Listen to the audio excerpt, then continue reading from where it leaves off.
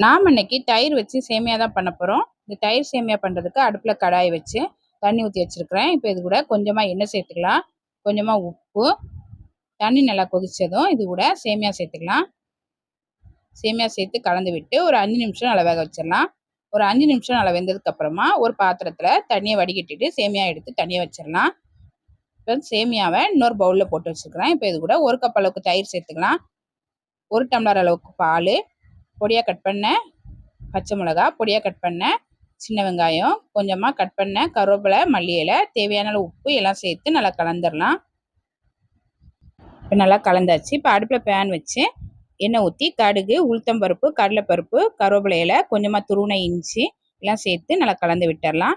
இப்போ இது கூட ஒரு 10 போல் திராட்சை சேர்த்துக்கலாம். திராட்சை சேர்த்து நல்லா கலந்து விட்டுடலாம். இப்போ தாளிச்சதை எடுத்து தயிரில் ஊற்றிடலாம். தயிர் சேமியாவில் ஊற்றி நல்லா கலந்து விட்டுடலாம். இது கூட துருவின கேரட் கொஞ்சமாக சேர்த்துக்கலாம். ரொம்ப டேஸ்டான தயிர் சேமியா ரெடி ஆயிடுச்சு.